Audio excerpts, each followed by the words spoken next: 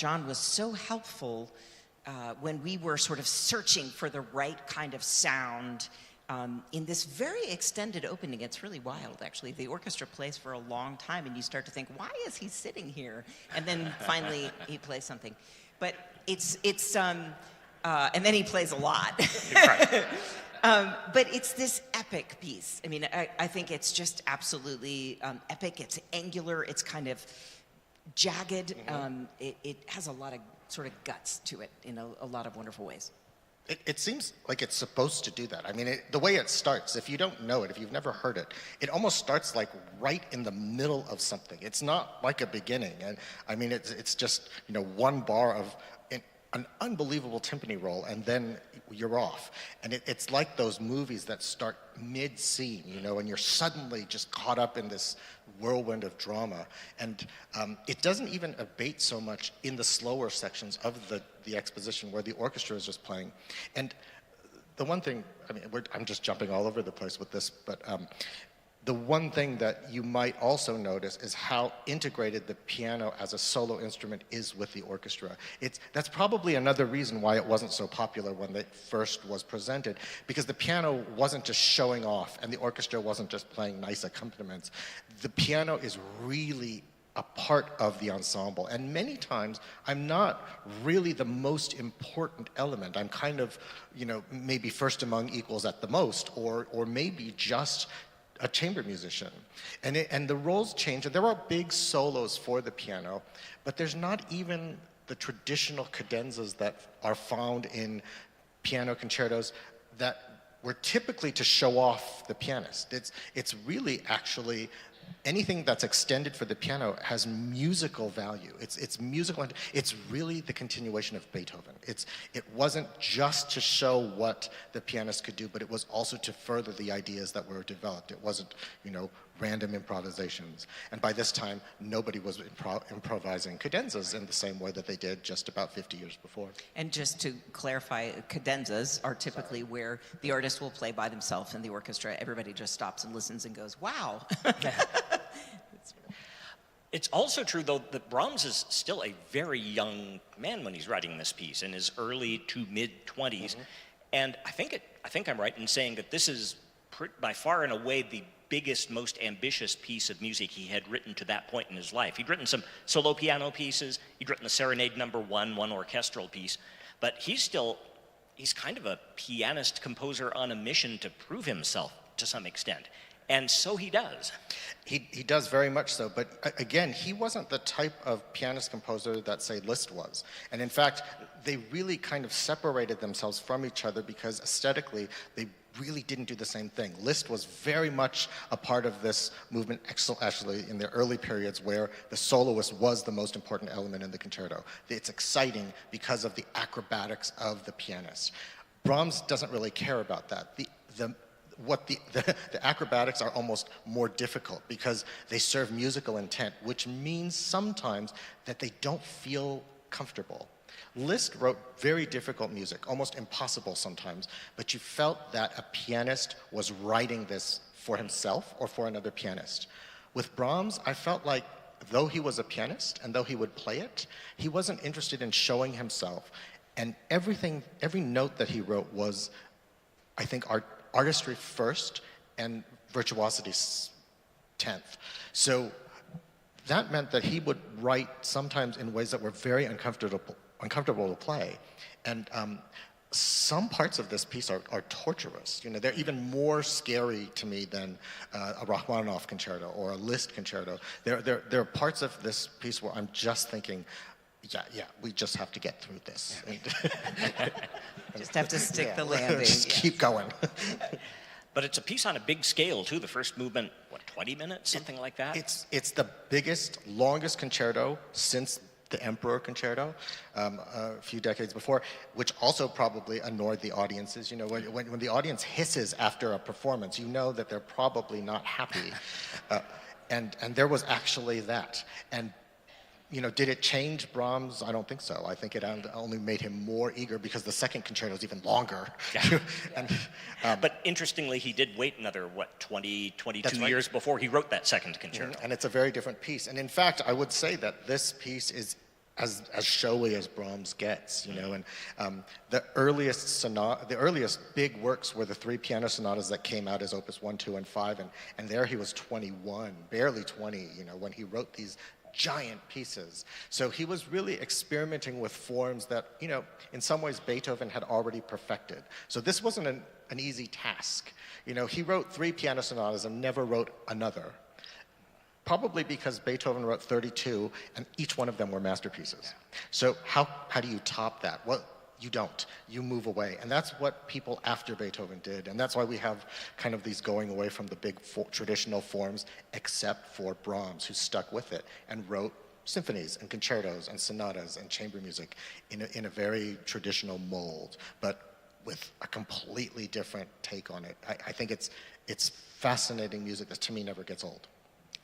There is also a slow movement of great beauty that seems to represent, we were talking about this recently, Brahms had just befriended Robert Schumann and his wife Clara, and they became very important to his life. Of course, Robert was only around for a few more years before his collapse and being institutionalized, but he remained friends with Clara for another 4 decades plus. And I think didn't he come out and say that this second movement was sort of a musical portrait of the two of them? I think of Clara, actually. He said, this is a portrait of you. But he also referred to Robert Schumann as Dominus. It was sort of a nickname, which is in the sense of being his master, because there was such a mutual respect between the 3 of them. I think in the early parts, and it doesn't exist in my part, but there was some Latin quote that said something like, in the beginning of the second movement, that was something like, he who comes from God, or blessed is he who comes in the name of the Lord. That's right. Benedictus, which ends with Domine in Latin, which refers obliquely to Robert Schumann as Dominus. And that you might even think, when you hear the opening of the second movement especially, that it does sound like a hymn. It sounds like choral music. And Brahms was very versed actually in choral music and in pre-Bach era music, really knew about voice leading. And so to me, this second movement is one of the pieces that I think it's just one of my favorite moments in all of music. And we were talking about this after the rehearsal Friday, like, you know, I almost hate to play the third movement after the second movement ends, because when it ends, I mean, at least I just feel like the world has changed, you know, and then suddenly I have to play, you know, you hear me, you know, it's not so great. There's more to come. Yeah, but it all makes sense, you know, once it gets going, but it's sometimes just the hardest thing to really just jump out of that and actually go into like the complete contrast, the other side of Brahms, which was the jaunty kind of folksy Brahms. I mean, there's a lot of that in this movement, and it's very different. Yeah, you know, I find it's daunting, you know, I mean, like, performing this piece, taking on Brahms in general, there's something about the glue between the notes. There's something between the time when you initiate this note and you go to the next. And I find that again and again, as I'm doing this music, it's about the tension in the lines. I'm thinking back to my violin days with the bow and that sort of sostenuto that just sings and sings and sings. And, you know, you talk about the pre-Bach kind of Palestrina-like writing, the Renaissance kind of writing. You know, it's these ribbons of sound, this contrapuntal lining. You're layering ribbons on top of each other, and each one has to be sustained. So it's humbling. And you feel like you have to get exactly the right tempo where the bow can actually do that, where the string players can execute that kind of sostenuto and have it sort of spin and sing. It's fascinating. It's really fascinating. So work similarly from the pianist's perspective? Yes, except we don't have a bow. Well, yeah, that's a little drawback. I don't either. I have a stick. But I think that's so as a pianist, especially what I tell students is that we have to try to sound, impossibly so, but like a string player.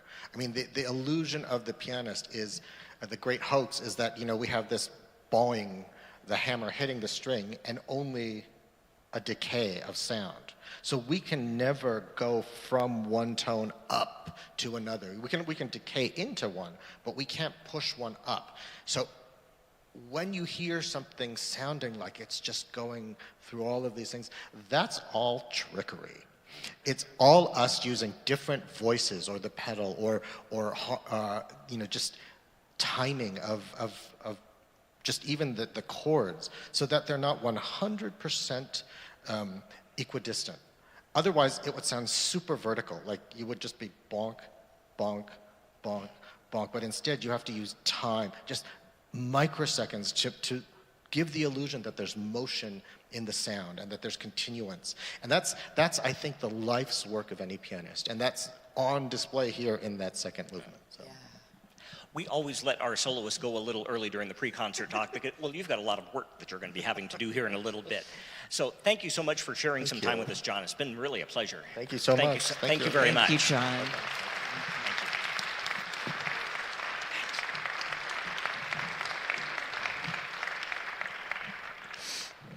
I have to admit, sad to admit, I have never heard the Brahms First Piano Concerto live before. Tonight's going to be the first opportunity.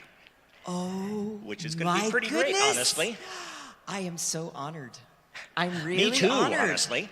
Like, oh, that's amazing. That's Well, totally I've been spending a amazing. lot of time recently listening to John's recordings. Yes. And I've heard him perform live here, of course, several times. And it's going to be a treat. I'm really looking forward. Yeah. But we do have two other pieces on the program. We do. We start with a very short piece that arose sort of out of 9/11. Indeed. By Nkaro Okoye. Yes, yes. This is Nkaro Okoye. She's a Nigerian-American composer. She studied at Oberlin. She is one of the most gifted African-American composers, female composers that's out on the scene today. And she's writing stuff for chorus, for opera, for orchestra, and just full of creative ideas and vitality all the way around. She's very community-centric, super interesting, dynamic person. This particular piece she wrote in the wake of 9/11. And, first she said, she was going to write voices crying out about the destruction. And then she found she couldn't come up with anything. And so she changed the tactic and she said, well, what is the response? As we begin to recover, it's about being defiantly joyful, being defiantly fearless, living your life. And so that's what she went after here. And the voice is shouting out. There's an agency in that. And it's written as a march.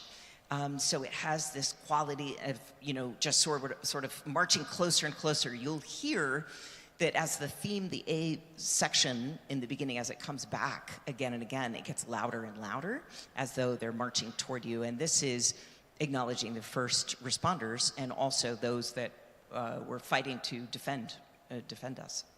So yes, and on Veterans Day, kind of cool. So happy Veterans perfect. Day, everybody. Yeah. So that is the first piece on the program.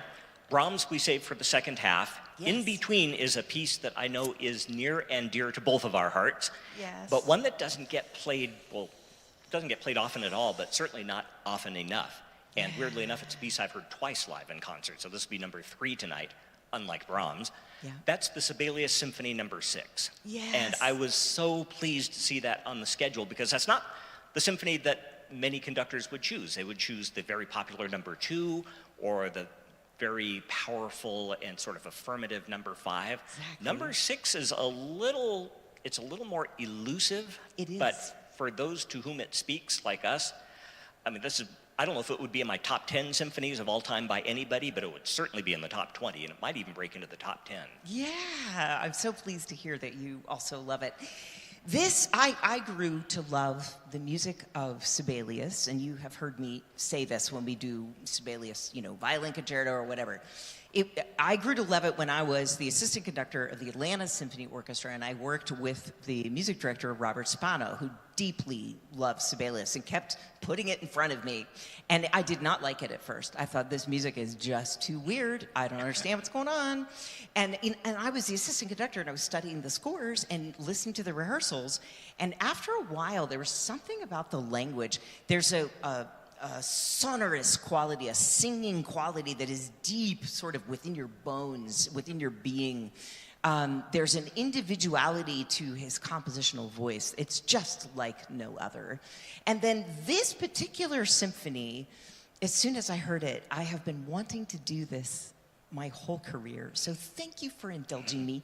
And frankly, it is my mission to make at least some of you like it.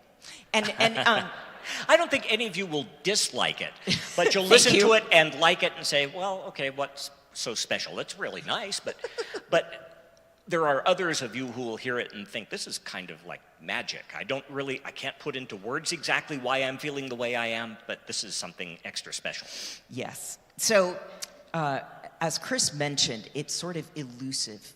This symphony has a disembodied kind of character to it. Some of it is the keyless structure of it. So it's rather than being like D major, D minor, C major, it's D Dorian. And if you think of chant, if you think of that pre-Bach Palestrina-like chant, it sort of goes up and down and is sort of harmonious in a way, but it's not really anchored.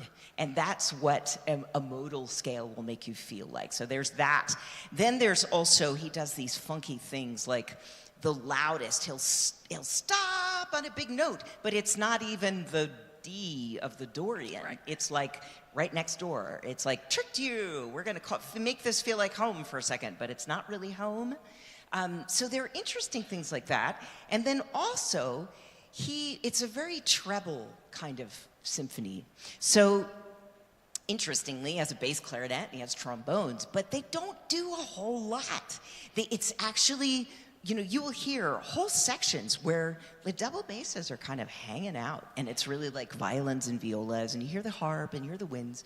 Sibelius loved nature. You'll hear bird calls. You'll hear, lots of things that sound to me like walking down a beautiful path, and the sun comes through the trees, and you have this moment of gorgeousness, and then sort of you're back in you have no idea where. It's sort of a moment where the sun comes through, and then you're wandering again, going, what? Where am I? Where am I? Where am I? And then another moment of absolutely sublime beauty. So those are sort of like the underpinnings of how this piece strikes me, and it was those gorgeous moments of sunshine that are so, in a sense, naive and so unlike Sibelius. This was him on a happy day.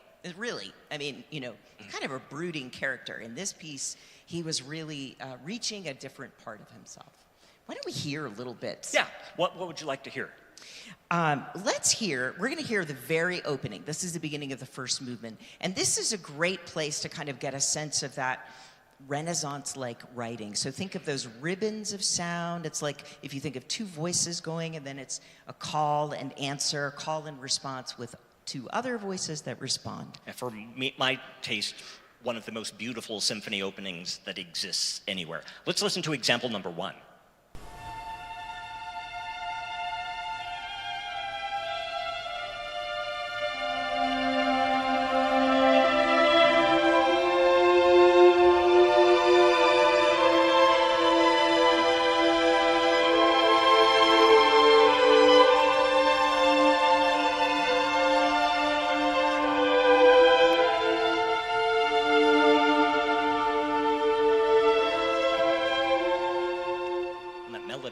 Up, da, da, da, da. Oh, that gets me every time. I know, it's so wonderful. I could just play that over and over again and just stop, Yeah. That's the first couple of minutes of the symphony. He stays in that sort of general mode for a little bit. He does. And then you get this kaleidoscopic thing that comes in with the strings. They're doing this spiccato bow stroke, so they're brushing the string.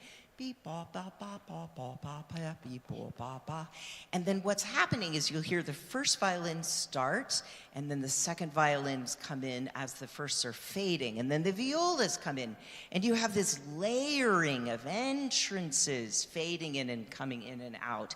And there's a minimalist quality to his movement. So when I say a minimalist, help me describe this. Minimalism arose in the late 1960s and 70s with people like Philip Glass and Steve Reich. Yeah. Involves a lot of repetition, but gradual change with each repetition. And that's an interesting aspect of the symphony, and I know Steve Reich had said how much he loves Sibelius, maybe for this reason. Yeah.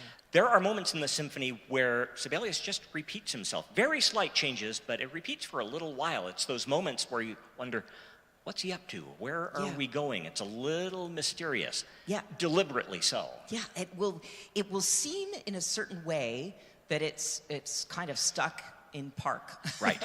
But kind of swirling around. And that's that kaleidoscopic character where something's going in and out and in and out and in and out. So now I could be here all day doing examples. Yes. Why don't we do... unfortunately only have 3.5 minutes, so we'll 3.5 minutes. All right. The second movement, let me just tell you a little bit. It starts with this sort of call to attention in the timpani. And then the woodwinds come in, and you might feel really strange because it's purposely obscuring the meter. It's just, I'm in 3, but they're like, dee-dum, dee-dum.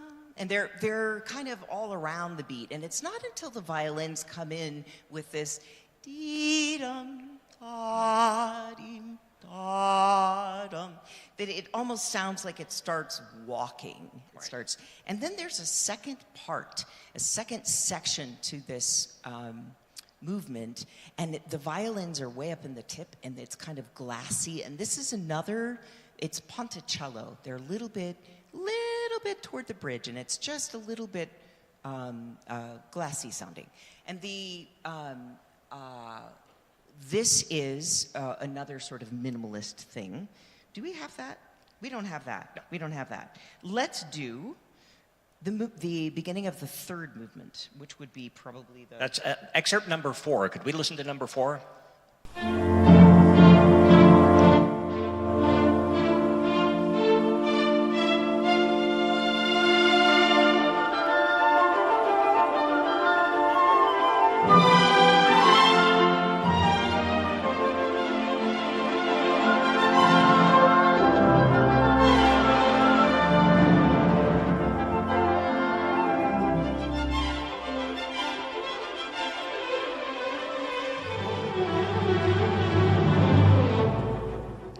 Instrumentalists. There are some tough licks in that. Indeed. So you hear that ricochet kind of da-dum, dee-dum, dee-dum, dee-dum, dee-dum, dee-dum, that goes throughout the movement. And then that swirling theme that is just very lighthearted and energetic and wonderful.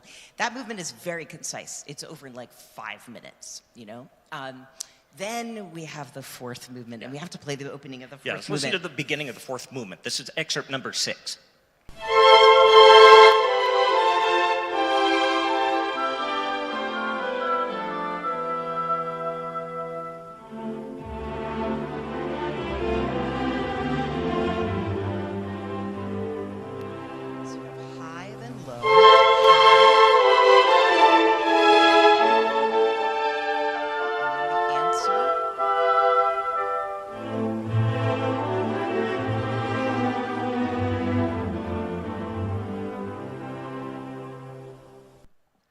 That's a theme that recurs a few times in the piece, and about 6 minutes into the movement, you'll hear that same theme, but played by the full orchestra much faster, and it's going to sound as though maybe Sibelius is heading toward wrapping up the symphony, but that would be a mistake, because the symphony goes on for another 3 or 4 minutes, and it's so mysterious and wonderful how he ends the piece very quietly.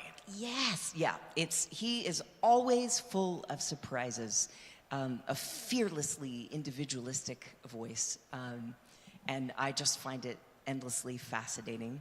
Thank you for being here to take this journey with me. Really appreciate your being here. Thanks so much. Thank you, Laura. Thank you, Chris.